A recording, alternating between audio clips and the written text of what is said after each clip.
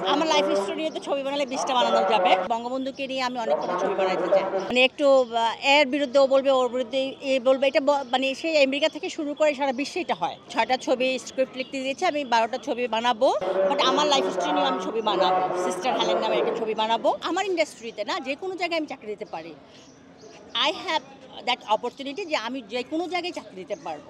মাশাআল্লাহ অনেক ভালো পরিবেশ, কোনো রকম কোনো অগোছালো না, সব কিছু গুছালো। খুব সুন্দর পরিবেশে অনেক বছর পরে ভোট হচ্ছে। আচ্ছা, এটা গতকাল দেখলাম কিছু আচরণবিধি লঙ্ঘনের অভিযোগ, পাল্টাপাল্টি অভিযোগ। এই বিষয়ে কিছু জানেন কিনা এবং কি বলবেন সবকিছু মিলিয়ে? এখন হচ্ছে কি, রাষ্ট্রীয় ইলেকশন থেকে শুরু করে সব ইলেকশনই সব সংগঠনই বা সব কটা ইয়েতেই কিন্তু সংস্থাতে কিন্তু যখন ইলেকশন হয় এই জিনিসটা হয়। মানে একটু এর বিরুদ্ধে ও বলবে, ওর বিরুদ্ধে এ বলবে। এটা মানে সেই আমেরিকা থেকে শুরু করে সারা বিশ্বে এটা হয়। এটা নতুন কিছু না।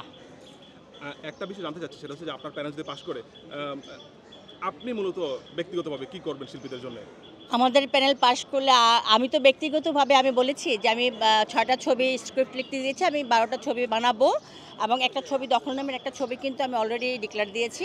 আর আমার খুব ভিতরকার ইচ্ছেটা আমি পোষণ করবো, সেটা হচ্ছে বঙ্গবন্ধুকে নিয়ে আমি অনেক কটা ছবি বানাইতে চাই, পার্ট টু পার্ট। আমার লাইফ স্টোরি নিয়ে তো ছবি বানালে ২০টা বানানো যাবে।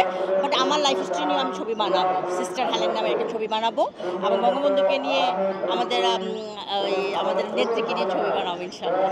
একটা গণমাধ্যমে দেখলাম যে আপনি পাশ করলে, আপনার প্যানেল পাশ করলে শিল্পীদের গার্মেন্টসে চাকরি দিবেন, এরকম একটা নিউজ এসেছে। না, এটা সত্যি ভুল কিনা? নিউজ করেছে। আমি যে সেটা বলিনি, আমি বলছি যাদের মানে পরিবারে অনেকেই। যেমন গতকালকে আমার অনেক মেম্বারে বলছে আপু আসবো, অফিসে আসবো, আমার অমুকের একটা ব্যবস্থা করে। আমি আচ্ছা ঠিক আছে।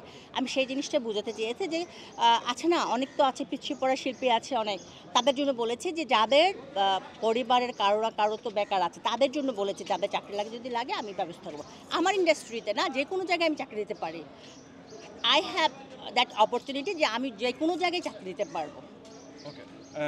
আরেকটা বিষয় দেখলাম যে আপনার অপোজিশন প্যানেল যারা আছে তারা আপনাকে নিয়ে একটা কথা বলেছে যে আপনি সদস্য কিভাবে হলেন, আপনার ৫টা সিনেমা মুক্তি পেয়েছে কিনা এই সন্দেহ প্রকাশ করেছে। কি জি, বলবেন? আমি অনেক আগে থেকেই সদস্য। আমার ৫টা না ৭টা ছবি মুক্তি পেয়েছে। তার মধ্যে সবচেয়ে জনপ্রিয় ছিল যুগে সমালোচিত ভাইয়ারে, গিরগিটি, শেখ রাসেলের আর্তনাদ, গোয়ার, আর তো মনে আসতেছে না, অনেক ৭টা ছবি করেছি আমি। সবশেষে মানে আশাবাদী কেমন জয়ের ব্যাপারে? আ এখন সব ক্যান্ডিডেট আশাবাদী যে আমি পাস করব। বাকিটা হচ্ছে আল্লাহ পাকের আশীর্বাদ এবং ভোটারদের ভালোবাসা। ধন্যবাদ।